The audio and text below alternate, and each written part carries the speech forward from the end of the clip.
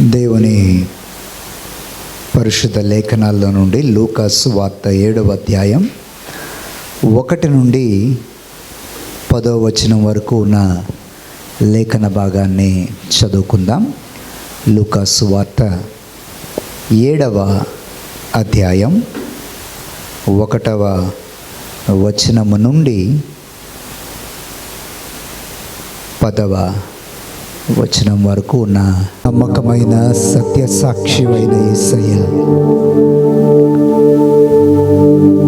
మృతుల్లో నుండి ఆది సంభూతుడిగా లేచిన మా పరమరక్షక, నీ ఆత్మలోనికి ఒక ఇంచు మమ్మల్ని లోపల తీసుకెళ్ళండి. నీ మనస్సులోనికి ఒక ఇంచు మమ్మల్ని ఈ పూట లోపలికి తీసుకెళ్ళండి. నీలోనికి మేము ప్రయాణించడానికి సహాయం చేయండి. నీ మనస్సులోనికి ప్రయాణించడానికి సహాయం చేయండి. పరిశుద్ధాత్మదేవా, మీరు మమ్మల్ని యేసులోకి నడిపించండి. నీ మనస్సు నెరిగిన విశ్వాసులుగా మమ్మల్ని ఉంచండి. ప్రపంచంలో చాలా సంఘాలు ఉన్నాయి. ప్రపంచంలో చాలామంది కాపర్లు ఉన్నారు. వారందరిలో నీ మనసు ఎరిగిన వారెవరో, నిన్ను ఎరగకుండా స్తుతిస్తున్న వారెవరో నీకు తెలుసు ప్రభువా. ప్రపంచవ్యాప్తంగా ఉన్న కాపరుల్లో, విశ్వాసుల్లో, క్రైస్తవుల్లో నీ మనసు ఎరిగిన వారెంతమందో, నీ మనసు ఎరగని వారెంతమందో నీకు తెలుసు ప్రభు. నీ మనస్సుని ఎరగని గుంపులో మమ్మల్ని ఉంచొద్దు స్వామి. నీ మనస్సు ఎరిగిన గుంపులో మమ్మల్ని ఉంచండి. ఇదే మా ప్రార్థన.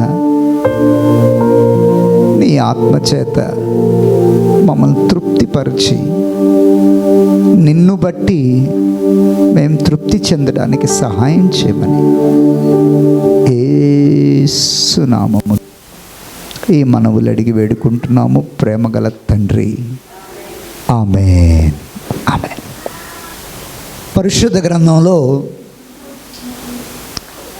యేసుని ఇంటిలోనికి చేర్చుకొనలేదు, కానీ యేసుని మనస్సుల్లోకి చేర్చుకొని గౌరవించిన వారు కొంతమంది ఉన్నారు. వారు యేసుని ఇంటిలోకి పిలిచి ఆహ్వానించలేదు. వారు యేసుని ఇంటిలోకి పిలిచి ఆతిథ్యం చేయలేదు. వారు యేసుని ఇంటిలోకి పిలిచి గొప్ప విందులు చేయలేదు. కానీ వారు యేసుని ఇంటిలోకి పిలవకపోయినా యేసుని వారి మనసులోకి తీసుకున్నారు. యేసుని వారు వారి హృదయాల్లోకి తీసుకున్నారు. ఇంటికి పిలిచి భోజనపు బల్ల వేసి ఆయన్ని గౌరవించకపోయినా వారి మనస్సుల్లో యేసుకు పెద్ద సింహాసనమే వేశారు. వారి మనస్సుల్లో యేసుకు పెద్ద వేదికను వేశారు. వారి మనస్సుల్లో యేసుని కొండ శిఖరం మీద కూర్చోబెట్టుకున్నారు. హల్లెలూయా. ఇంటికి పిలిచి భోజనం పెట్టి యేసుకు ఆతిథ్యం ఇచ్చిన వారి కంటే యేసుని ఇంటికి పిలవకుండా గుండెల్లో శిఖరం మీద పెట్టుకున్న వాళ్ళని ఆయన ఎక్కడ పెట్టుకున్నాడు తెలుసా? నెత్తి మీద పెట్టుకున్నాడు. అంటే మనకు అర్థం కూడా అని చెప్తున్నాను కాదు, గుండెల లోపల పెట్టుకున్నాడు. దేవునికి స్తోత్రం కలుగునుగాక. లూకా సువార్త 7వ అధ్యాయంలో చాలా త్వరగా నేను చెప్పి ముగిస్తాను, జాగ్రత్త వినండి. యేసు చేసిన బోధలకి పాలస్తీనా, సిరియా చుట్టుపక్కల దేశాలన్నీ దిగ్భ్రాంతి చెందుతున్నాయి, ఆశ్చర్యపోతున్నాయి. ఈయనకి ఎక్కడి నుండి వచ్చింది జ్ఞానం? ఇతని తల్లి మరియా మన మధ్య ఉంది కదా, ఇతని తమ్ముళ్ళు చెల్లెళ్ళు మన మధ్య ఉన్నారు కదా, వాళ్ళకి లేని జ్ఞానం వీడికి ఎలాగొచ్చింది? ఎవరు యేసు ఎవరు అనే ప్రశ్నతో ప్రజలు తలకిందులైపోతున్నారు. అప్పటికే యేసు అద్భుతాలు, ఆశ్చర్యాలు చేస్తున్నాడు. కపెర్నహూములో ప్రవేశించాడు. ఆ రోజుల్లో ప్రతి టౌన్లో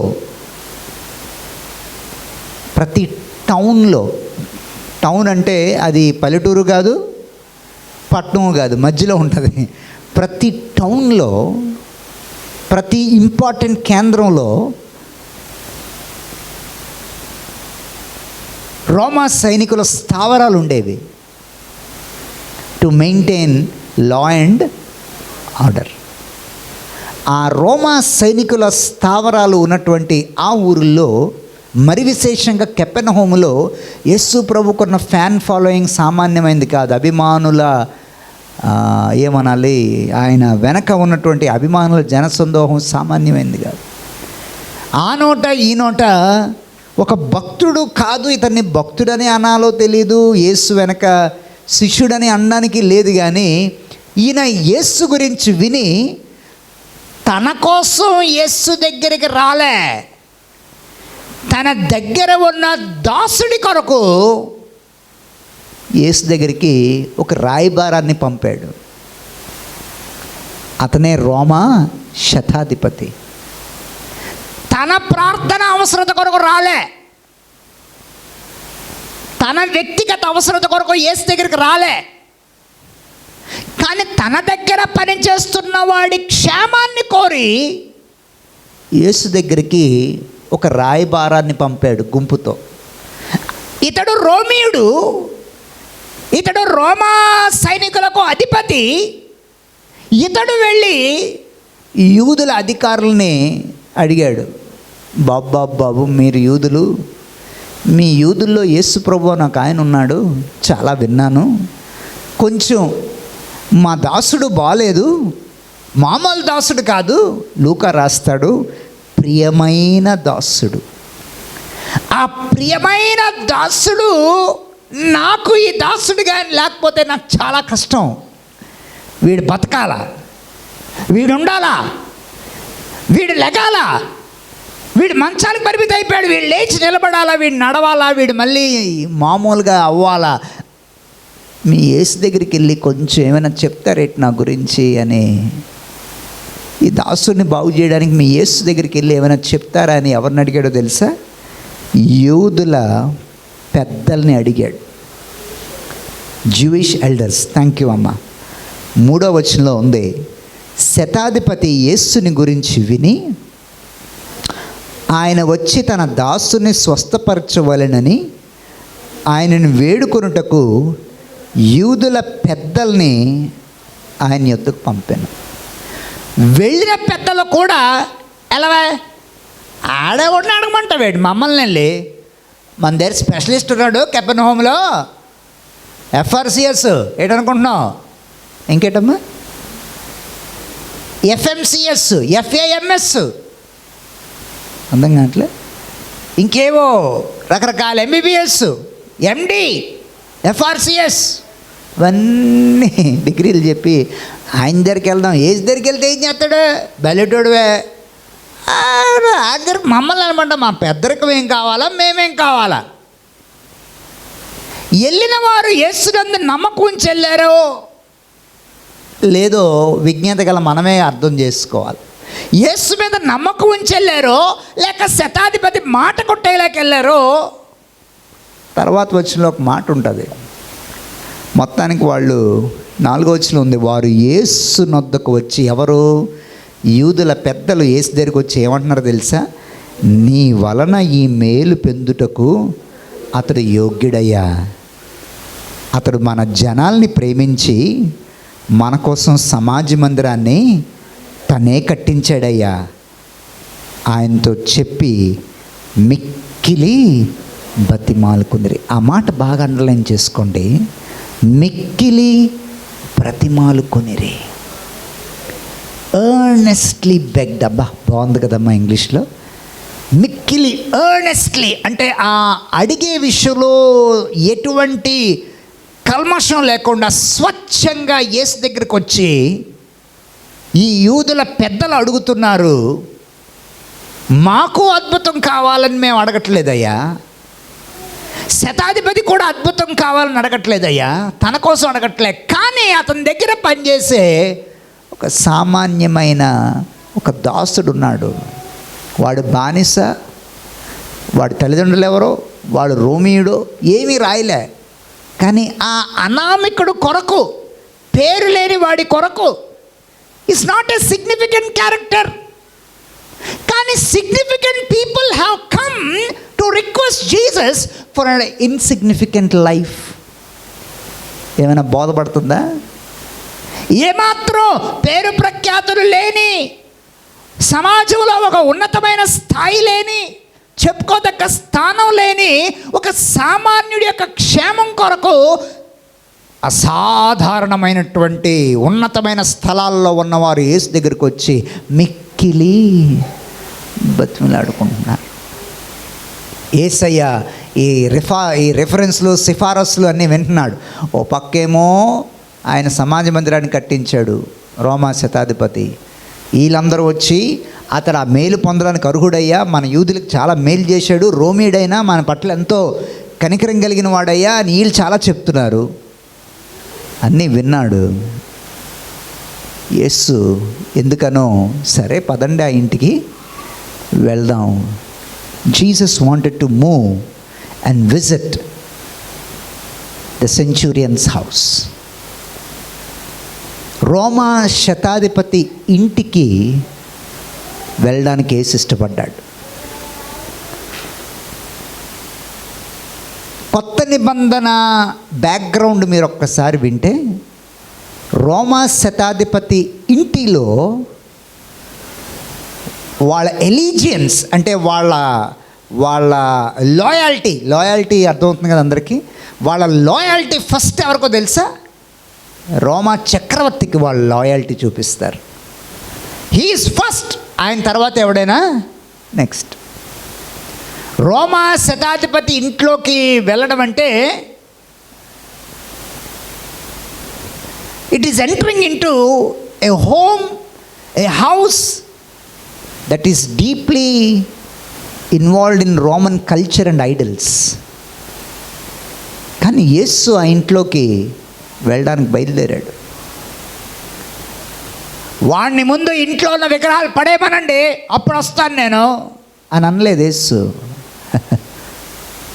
వాడిని ముందు ఉద్యోగం రాజీనామా చేయమనండి ఆ శతాధిపతిని, అప్పుడు వస్తాను నేను అనలేదు యేసు. వాడిని ముందు శతాధిపతి పోస్ట్ వదిలేసి నా దగ్గర శిష్యుడిగా చేరమనండి, అప్పుడు వస్తాను నేను అని అనలేదు యేసు. యేసు అతని హోదాను వదులుకోమనలే, యేసు అతని స్థాయిని వదులుకోమనలే, యేసు అతని ఉద్యోగాన్ని వదులుకోమనలే. యేసు ఒకటే అన్నాడు, సరే వెళ్దాం పదండి. నాకు ఆ మాట చాలా నచ్చింది. దారిలో వెళ్తున్నప్పుడు అంతా వీళ్ళు తెగ స్పీచ్లు ఇచ్చేసి ఉంటారు. ఏమనుకుంటున్నారు, మన కోసం సమాజ మందిరం కట్టించాడు. ఒకసారి చర్చ్ ఓపెనింగ్కి వెళ్ళాను. ఆ చర్చ్ ఓపెనింగ్ అంతా అయిపోయిన తర్వాత లిస్ట్ చేయడం మొదలెట్టారు. మరి పలానా వాళ్ళు మనకి 2 సిమెంట్ బత్తాలు ఇచ్చారు, వారిని వారి కుటుంబాన్ని దేవుడు దీవించును గాక. మరి అదేవిధంగా మరి వీధిలో మనకు ఆ చివర ఉన్నటువంటి వాళ్ళు సో అండ్ సో వారు 11 బస్తాలు ఇచ్చారు, వారిని వారి కుటుంబాన్ని దేవుడు దీవించును గాక. మరి అదేవిధంగా ఆ చివరన ఉన్నటువంటి వాళ్ళు 200 చందా ఇచ్చారు. చందా అనే మాట అంటే నాకు ఒళ్ళు ఎంత కోపం వస్తుందంటే, అసహ్యంగా. క్రైస్తవులకి సంఘాల్లో ప్రకటన చేసినప్పుడు భాష కూడా సరిగ్గా రాదండి. చందా ఏంటండి, చందా అసహ్యంగా. ఛీ, కానుక. లేకపోతే సెక్రటరీ చర్చికి సెక్రటరీ గారికి కానుక అన్నం రాదు. సందా అన్నాడు ఒకడు, చందా అన్నవాడు ఒకడు. నాకు ఒళ్ళు చచ్చిపోయినట్టు ఉంటుంది అలాంటి చర్చిల్లో కూర్చోడానికి, మాకు వాక్యం చెప్పడానికి వెళ్తే. నూనె చందా ఇస్తావు నువ్వు, ఆ మాట వాడడానికి బుర్రలేదు, మతి లేదు. కానుక, అందరూ చెప్పండి, కానుక. That's a decent word, that's a polished word, that's a dignified language. మార్గ మధ్యలో యేసుకు తెగ బ్రెయిన్ వాష్ చేస్తున్నారు వీళ్ళందరూ. ఏం మాట్లాడుకున్నారో బయలుదేరిన దగ్గర నుంచి ఆ ఇంటికి వెళ్ళేదా అక్క. బాబు మన కోసం సమాజ మందిరం ఎంత కట్టించడం అనుకుంటున్నారు మీరు? మన లెక్కెత్తనండి, మరి చాలా ఖర్చు అయిందండి. అదంతా మరి మనం ₹1 అడగకుండా అయ్యగారే శతాధిపతి గారే పెట్టుకున్నారండి. మరి దాన్ని తాపి పనివాడు మనోడేనండి, ఆడే చేసాడండి. ఇంక మరి పెయింటింగ్లు అంటారా, మన పక్కింటి ఉన్నాడు కదండి ఆడే రాములుగాడు, ఆయన పిలిచేసాము, ఆడేసాడు సున్నాలు. మరి సూపర్ అండి బాబు. యేసు ప్రభు అన్నీ వింటున్నాడు. But look at verse 6. ఆయన ఆ ఇంటి దగ్గరకు వచ్చినప్పుడు శతాధిపతి తన స్నేహితుల్ని చూసి, మీరు ఆయన దగ్గరికి వెళ్ళి, ప్రభువా శ్రమ పుచ్చుకోవద్దు, నువ్వు నా ఇంట్లోకి వచ్చుటకు ప్లీజ్. పెన్లు పెన్సిల్తో ఆ మాట బైబిల్లో ఈవేళ అండర్లైన్ చేసుకోవాలి, లేకపోతే మీరు ఇంటికి వెళ్ళొద్దు ఇక్కడ నుంచి. నేను పాత్రుడును కాను. ఇంటికి వెళ్ళొద్దు అనగానే బాబీ గారి కూతురు ఎలా చూసిందంటే నన్ను అన్నాడు చూసింది. నేను పాత్రుడను కాను. Please underline that word. అందుచేత నీ యొద్దకు వచ్చుటకు పాత్రుణ్ణని నేను ఎంచుకోవటం లేదు. ఈ 2 మాటలు ఈరోజు క్రైస్తవుల నరాల్లోకి ఆత్మల్లోకి ఇంకునుగాక. నెంబర్ 1 హీ సెడ్, నేను పాత్రుణ్ణి కాను. నువ్వు నా ఇంట్లోకి వచ్చేంత పరిశుద్ధుణ్ణి నేను కాను. నువ్వు నా గుమ్మంలో అడుగు పెట్టే అంత నీతిమంతుణ్ణి నేను కాను. నువ్వు నాకు నా ఇంట్లోకి అతిథిగా ఆధిపత్యం వహించి నువ్వు నా ఇంట్లోకి రావడానికి నేను అంత అర్హుడిని కాదని. ఆ మాట ఎలాగుందంటే, యేసుని ఇంట్లోకి రావద్దంటే బుద్ధి లేనాడు అనుకోవచ్చు, యేసుని ఇంట్లోకి రానివ్వకపోవచ్చు, కానీ యేసు గుండెల్లో చాలా ఉన్నతమైన స్థానంలో పెట్టుకున్నాడు. దేవునికి ఎవరైనా స్తోత్రం చెప్తారా? యేసుని ఇంట్లోకి రానివ్వలే అని నువ్వు అనుకుంటున్నావు, కరెక్టే, కానీ యేసుని గుండెల్లో ఎక్కడో ఉన్నతమైన స్థాయిలో పెట్టుకొని అంటున్నాడు, అయ్యి బాబోయ్ మీరు నా ఇంటికి ఏంటి సార్, నేను అంత అర్హుడిని నా జీవితంలో. ఈరోజు సేవ చేసేవాళ్ళు విశ్వాసులను చూస్తే నాకు ఒళ్ళు మండుతుంది. వాళ్ళు ఎలాగుంటారంటే వాళ్ళు తప్ప ఇంక ప్రపంచంలో ఎవడో సేవ చేయడానికి అర్హుడు కాదన్నట్టు ఇచ్చే బిల్డప్ ఉందే. ఆ బిల్డప్ చూస్తేనే అట్లాంటి వారిని ప్రభువు మరి ఎందులో బ్యాప్టిజం ఇస్తాడో నాకు తెలియదు. ఇతడు యూదుడు కాదు, ఇతడు ఎవరు? రోమియుడు, ఒక అన్యుడు. కానీ ఈయనేమన్నాడు తెలుసా? నేను పాత్రుడను కాను. అందరూ చెప్పండి, నేను పాత్రుడను కాను. ఈ దీవెనకు నేను పాత్రుడను కాను. ఈ ఆశీర్వాదానికి నేను పాత్రుడను కాను. ఈ స్థాయిలో నేను ఉండడానికి నేను పాత్రుడను కాను. ఈ ఉన్నతమైన స్థితిని అనుభవించడానికి నేను పాత్రుడను కాను. పలానా వారింటికి కోడలుగా అడుగు పెట్టడానికి నేను అంత పాత్రుడను కాను. పలానంత జీతం సంపాదించడానికి 6 అంకెలు 7 అంకెల ఆదాయాలు తెచ్చుకోవడానికి నేనంత పాత్రుడిని కాను. ఒక ఉన్నత స్థితిలో ఉండి తన గురించి తను వేసుకుంటున్న అంచనా. ఈ పూట నా ప్రశ్న, నీ గురించి నువ్వు ఎలాంటి అంచనా వేసుకుంటున్నావు? How do you see yourself? నిన్ను గూర్చి నువ్వు ఎలాంటి అంచనా వేసుకుంటున్నావు?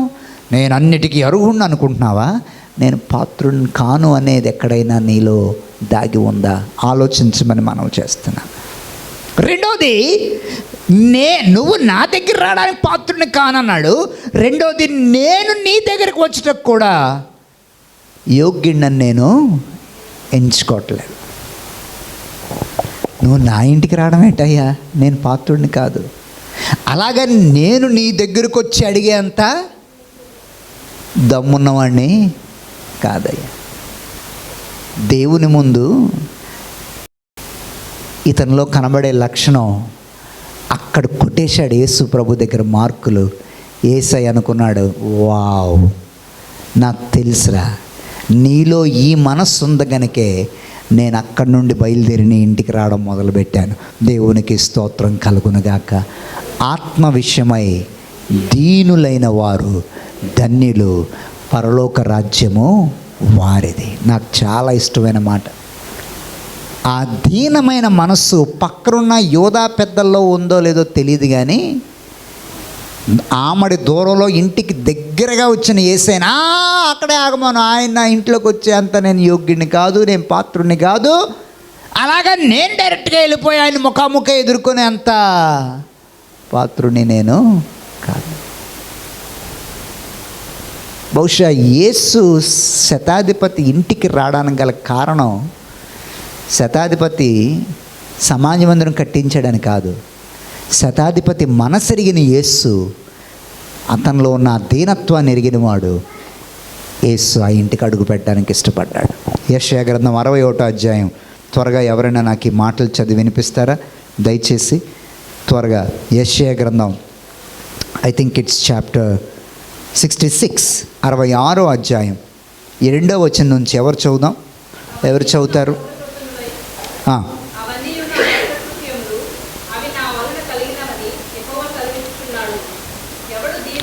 ఎవడు దీనుడై, వినాలి, నలిగిన హృదయము గలవాడై నా మాట విని వణుకుచుండునో. అది దయచేసి మళ్ళీ నేను చదువుతున్నాను, దయచేసి పెన్లు పెన్సిల్ ఉన్న వాళ్ళు అండర్లైన్ చేసుకోండి. ఎవడు దీనుడై, ఐజాయా చాప్టర్ 66, యెషయా 66 2వ వచనం బి పార్ట్. ఎవడు దీనుడై నలిగిన హృదయం గలవాడై నా మాట విని వణుకుతుంటాడో వాడినే నేను దృష్టించుచున్నాను. ఎవరు దీనుడై నలిగిన హృదయం గలవాడే. శతాధిపతి నలిగిన హృదయం గలవాడు కాకపోయినుంటే నేను పాత్రుడిని కాను అని అనేవాడా అమ్మ? చెప్పండి. రమ్మనండి సార్, ఏంటి అక్కడ దాకా వచ్చి అయిపోయాడు, రమ్మనండి, ఇంట్లోకి రమ్మనండి, ఇంటికి వచ్చి ప్రార్థన చేయమనండి, ముట్టుకోమనండి. శతాధిపతి పక్కన మాట్లాడుతున్నాడు. ఈ హంగు ఆర్భాటం తనలో ఇంచు కూడా కనబట్లే. ఆయన రావడమేట్రా, ఏళ్ళు చెప్పండి రా బాబు, స్నేహితులను పంపించాడు. ఆయన పోయేమో మన ఇంట్లోకి వచ్చేసి అంత నీతిమంతులు అర్హులు కాదు రోయ్. ఈ మందిరంలో ఇక్కడ కూర్చున్న వాళ్ళు, సార్ దేవుడు నా అర్హతకు మించిన నన్ను ఆశీర్వదించాడు సార్ అని నిజంగా నమ్మిన వాళ్ళు చేయొద్దండి. నా అర్హతకు మించి ఆశ్రయించాడు సార్ అన్నవాళ్ళు, వామ్మో, ఇంచుమించు అందరూ చేయెత్తేసారు. నేనేమన్నాను? నా అర్హతకు మించి. అంత అర్హత కాదు సార్ నాది, బట్ నా అర్హతకు మించి నన్ను దేవుడు ఆశీర్వదించాడు అని నమ్మితే నువ్వు ఎప్పుడు ఎలా ఉంటావు తెలుసా? నేను అర్హుడును కాదు. ఆ మాట నాకు చాలా ఇష్టం. నా నా నా ప్రియ స్నేహితుడు, నాకు ఇష్టమైన సహోదరుడు అరుణ్ పాడతాడు, చాలా బాగా పాడతాడు. అర్హతే లేని నాపై నీదు ప్రేమను చూపిన కృపామయుడా. అది యాక్చువల్గా తమిళ్ సాంగ్, మలయాళం సాంగ్, దాన్ని అన్ని భాషల్లోకి కన్వర్ట్ చేశారు. ఎంత బాగా పాడతాడో. 5-7 ఇయర్స్ నుంచి దాన్ని ఎప్పుడు పాడిన పాట అది పాడువారు నువ్వు ఫస్ట్ అంటాను నేను ఎప్పుడు. అర్హతకు మించి దేవుడు నన్ను దీవించాడు సార్ అన్నవారిలో నమ్రత ఉంటుంది. ఆమేన్. ఆ అర్హతకు మించి నన్ను ఆశ్రయించాడు అన్నవాళ్ళు నేను పాత్రుడిని కాదండి ఈ స్థాయికి రావడానికి అని ఉంటుంది. అలాగ అనుకున్న వాళ్ళ మనస్సు నెరిగిన వాడు యేసు. ఏమండి, ఆయన పాత్రుడు కాదట, అర్హుడని కూడా తనను తాను ఎంచుకోవటం లేదట. నువ్వు మాట మాత్రమే 7వ వచనం సెలవిస్తే నా దాసుడు ఏమైపోతాడు? స్వస్థపరుస్తాడు. విచిత్రం ఏంటంటే యెషయా గ్రంథం, ఇర్మియా గ్రంథం, యెహెజ్కేలు గ్రంథం అన్నీ ఉన్న యోధా పెద్దలు కూడా అంత నమ్మకం పెట్టుకోలేదు ఎవరి మీద? యేసు మీద. కానీ ఈయన దగ్గర యెషయా గ్రంథం, ఇర్మియా గ్రంథాలు లేవు. ఈయన మార్స్ని ఆరాధిస్తాడు, జూపిటర్ని ఆరాధిస్తాడు, శాటర్న్ ఆరాధిస్తాడు, నెప్ట్యూన్ ఆరాధిస్తాడు. మరి ప్లూటో ఇప్పుడున్న లిస్టులో ఉందో లేదో నాకు తెలియదు. కానీ ఈ దిక్కుమాల గ్రహాలన్నీ ఆరాధించే కేటగిరీలో వీటన్నిటికీ మించి చక్రవర్తిని ఆరాధిస్తాడు. కానీ ఈయన అంటున్నాడు, యేసు నాకొక్కటి తెలుసు, నీకు మరణం మీద కూడా అధికారం ఉందని నాకు తెలుసు అని నమ్మాడు. దేవునికి స్తోత్రం కలుగునుగాక. నీకు వ్యాధుల మీద మాత్రమే కాదు, నీ మాటకి మరణం మీద కూడా అధికారం ఉంది. నీకు అనారోగ్యాల మీదే కాదు, నీ మాటకి మరణాన్ని శాసించే అధికారం ఉంది. నీకు దెయ్యాల మీదే కాదు, విశ్వంలో ఉన్న ప్రతి ఆత్మని శాసించే అధికారం నీ మాటకు ఉందని నాకు తెలుసు. నువ్వు మాట చెప్పవే చాలు, నా ఇంట్లోకి అడుగుపెట్టే అంత నీతిమంతుడు నేను కాదు. యేసుని ఎంత ఉన్నతంగా ఎంత హయ్యెస్ట్ ప్లేస్ ఇచ్చాడో యేసుకి తన గుండెల్లో, ఎంత హయ్యెస్ట్ వాల్యూ ఇచ్చాడో యేసుకి తన గుండెల్లో. నువ్వు మాట, ఆ మాట చాలా బాగుంది. 7వ వచనం సెకండ్ పార్ట్. అయితే మాట మాత్రమే సెలవేమో. నా దాసు టక్కమని లేచి కూర్చుంటాడు. నాకు తెలుసదే.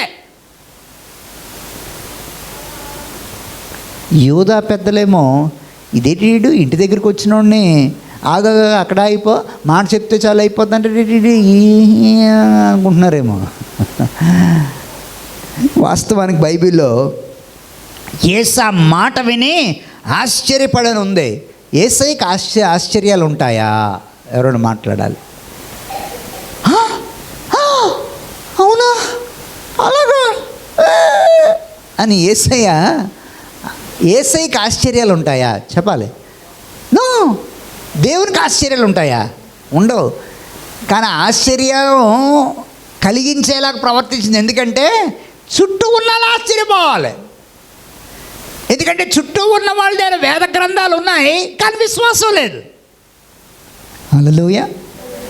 వాడి దగ్గర వేద గ్రంథాలు లేవు, కానీ వాడికి యేసు మీద అపారమైన అనిర్వచనమైన ఆపచాలనంత విశ్వాసం యేసు మీద ఉంది.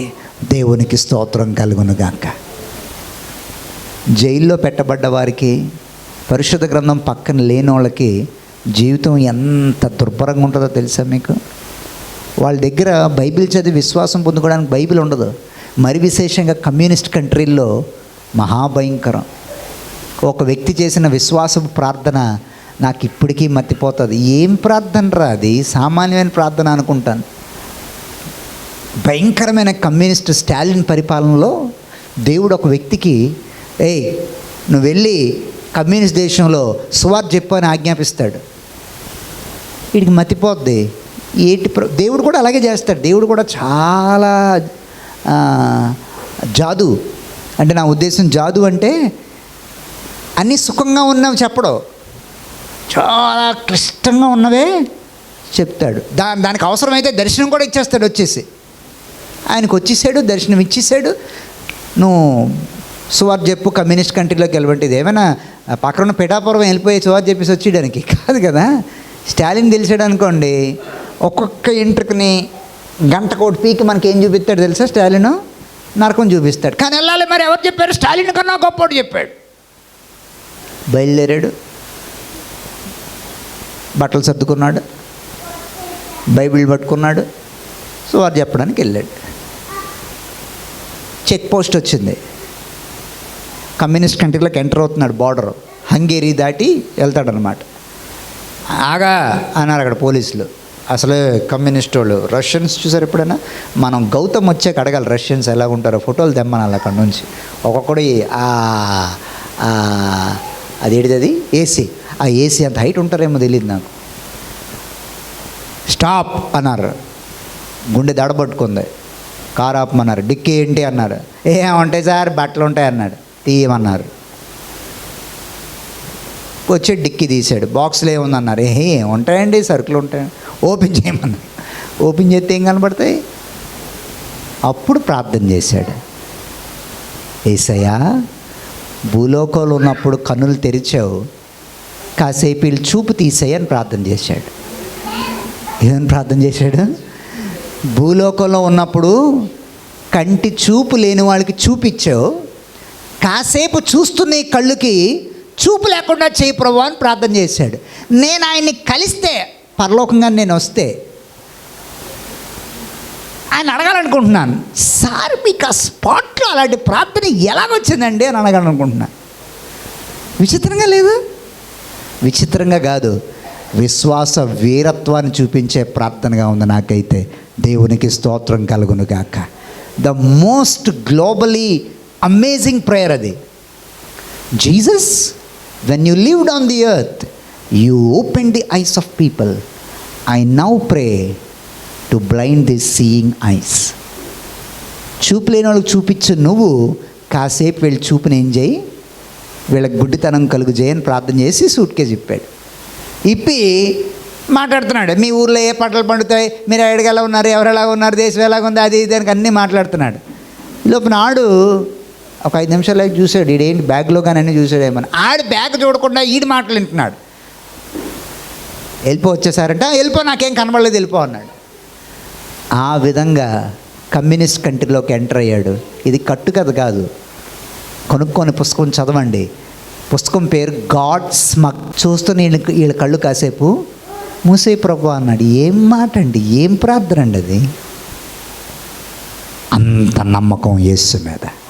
యూదా పెద్దలకి యేసు మీద నమ్మకం ఉందో లేదో తెలియదు, కానీ గ్రంథాలు లేని తను ఆయన అక్కడి నుంచి చెప్పానండి సార్, ఇక్కడ లేచి కూర్చుంటాడు. నాకు తెలుసు అది. ఆయనకి వ్యాధుల మీదే కాదు, తుఫానుల మీదే కాదు, శత్రువుల మీదే కాదు, ఆయనకి దెయ్యాల మీదే కాదు, మరణం మీద కూడా అధికారం ఉన్నవాడు సార్. ఆయన సామాన్యుడు కాదు, అది నాకు తెలుసు అని దేవునికి స్తోత్రం చెప్పాడు. హల్లెలూయా. అద్భుతం జరిగింది. 9వ వచనంలో ఇశ్రాయేలీయుల్లో ఎంత గొప్ప విశ్వాసం చూడలేదని యేసు చెప్తూ పంపబడిన వారి ఇంటికి తిరిగి వచ్చి ఈ దాసుడు ఎలాగున్నాడు, స్వస్థుడై ఉండుట కనుగొనిరి. 2వ వచనంలో దాసుడు ఎలాగున్నాడు, రోగి అయి చావ సిద్ధమాయను. టెలిగ్రామ్ ఉండేది, ఎవరికైనా గుర్తుందా? నా చిన్నప్పుడు ఉండేది. So and so expired, start immediately. కొన్నిసార్లు డ్యూటీలో సెలవు అవ్వకపోతే మా ఫాదర్ టెలిగ్రాములు తెప్పించేవారు. అట్లా ఇటు సెలవు ఇవ్వడు, నువ్వు టెలిగ్రామ్ పంపించు.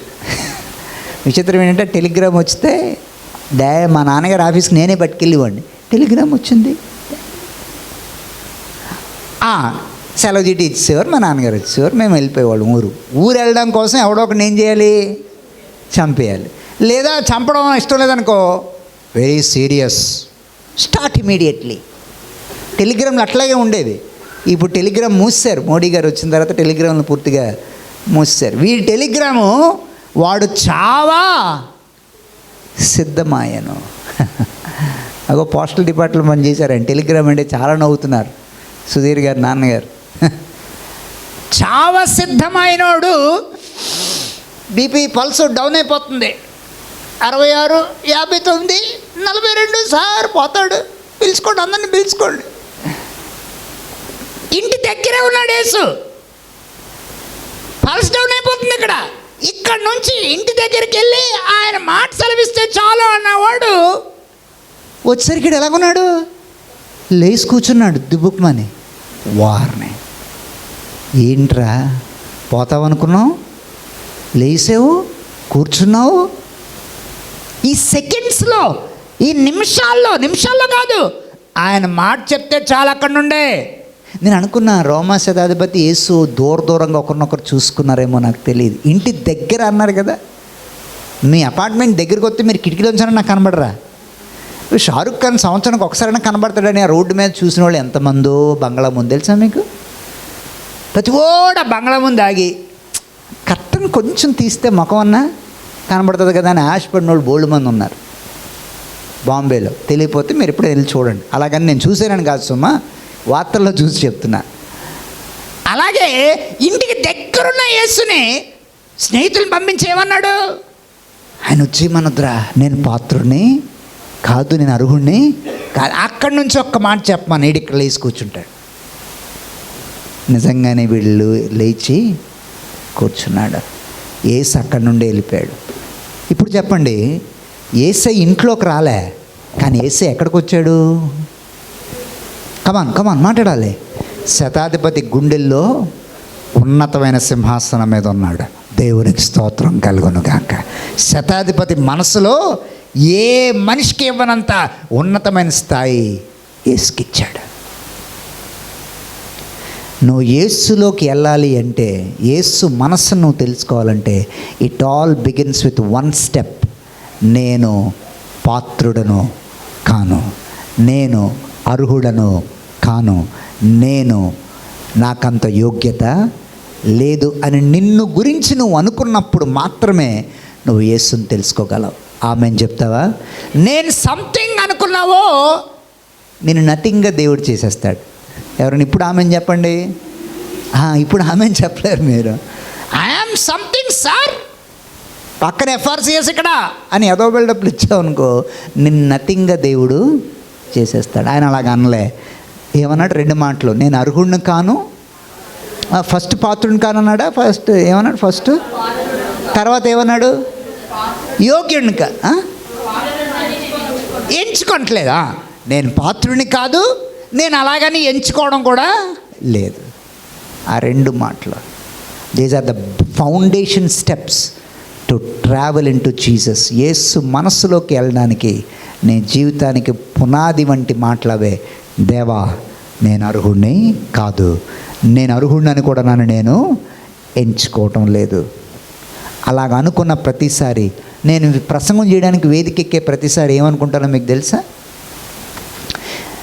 దేవా, నా శక్తిని, తెలివిని, అనుభవాన్ని, జ్ఞానాన్ని నమ్ముకొని నీ సందేశాలు నేను చెప్పలేను, నేనంత అర్హుడిని కాదు. అది నాకు దేవుడికి మాత్రమే తెలుసు. ఆయన సహాయం చేయిందే నేను నా మాటల్ని చెప్పలేను. వాయించేవాళ్ళు కూడా నాకు టాలెంట్ ఉంది, నేను వాయించగలను. పాడేవాళ్ళు కూడా నేను గలను, నేను అర్హుణ్ణి, నేను పాత్రుణ్ణి నేను కాను. నీ గురించి పాడే అంత యోగ్యుడి నేను కాను, నీ గురించి వాయించే అంత గొప్పని నేను కాను, నీ గురించి చెప్పే అంత మొనగాడిని నేను కాను. అలాగని నన్ను నేను ఎంచుకోవడం కూడా లేదు. ఎవరైనా ఆమె అని చెప్తారా? మనం పెద్ద పోటుగాళ్ళమా దేవుని గురించి చెప్పడానికి? మనం పెద్ద జ్ఞానులమా దేవుని గురించి చెప్పడానికి? మనం పెద్ద భక్తులమా దేవుని మీద గురించి ప్రార్థనలు చేసి అందరికి చెప్పడానికి? నో, మనం అర్హులము కాము. ఒకవేళ ఇందాక మీరు అందరూ చెయ్యెత్తారు, నాకు చాలా నచ్చింది. కానీ అర్హతకు మించి దేవుడు మనల్ని ఏం చేశాడు? ఆశ్రయించాడు. భౌతికంగా ఆశ్రయించాడు, ఆధ్యాత్మికంగా కూడా ఆశ్రయించాడు. కాదంటామా మనం? కాదనలేము. ఆధ్యాత్మికంగా కూడా అర్హతకు మించే దేవుడు మనల్ని దీవించాడు. దేవునికి స్తోత్రం. ఎన్ని రాత్రులు నేను దర్శించాడో నీ బాధల్లో, ఎన్నిసార్లు దర్శించాడో నీ ఒంటరితనంలో, ఎన్నిసార్లు ఆదరించాడో నీవు ఏడుస్తున్నప్పుడు, ఎన్నిసార్లు దర్శించాడో నువ్వు ఇంట్లో మోకాళ్ళేసి ప్రార్థన చేసినప్పుడు. నువ్వు అర్హురాలని దర్శించలే, నీ అర్హతకు మించి ఆయన తన దయలో దర్శించాడు. నమ్మిన వాళ్ళు దేవునికి స్తోత్రం చెప్పండి.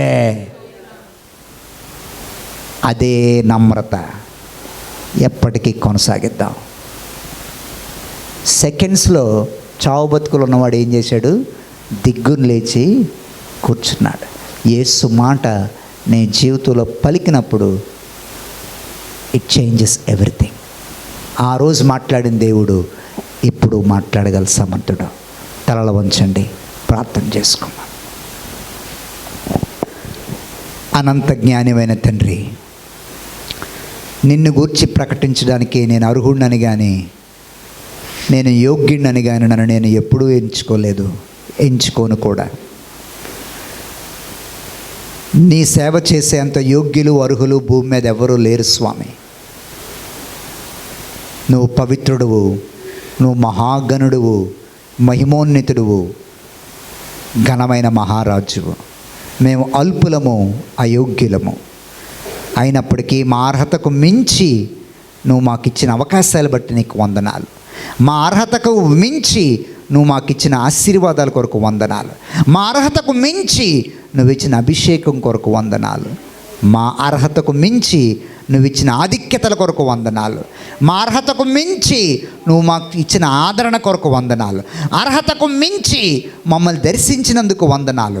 అర్హతకు మించి చేసిన మేళ్ళు కొరకు వందనాలు. మేము యోగ్యులమని ఎప్పుడు ఎన్నడూ ఎంచుకోకుండా దీనులమై ఎప్పుడు నీ మాట విన్నా వణుకుచుండే స్వభావం అందరిలో దయచేయమని, ఆ రోజు మాట్లాడితే, యేసు మాట్లాడితే చాలని గుండెల నిండా నీ గౌరవాన్ని చూపించి నిన్ను ఘనంగా గుండెల్లో పెట్టుకున్న శతాధిపతి, అతని విశ్వాసాన్ని నువ్వు ఘనపరిచావు. ఈరోజు ఏ తల్లైనా, ఏ ఒక్కరైనా అలాంటి విశ్వాసంతో ఇక్కడ కూర్చుంటే వారి విశ్వాసాన్ని ఘనపరచమని, గౌరవించమని, వారి జీవితాల్లో మాట పలికి ఊహకు మించిన అద్భుతాలు చేయమని ప్రాధేయపడుతూ వినయంతో వేడుకుంటూ యేసు నామములో ఈ మనవులు సమర్పిస్తున్నాము తండ్రి. ఆమేన్.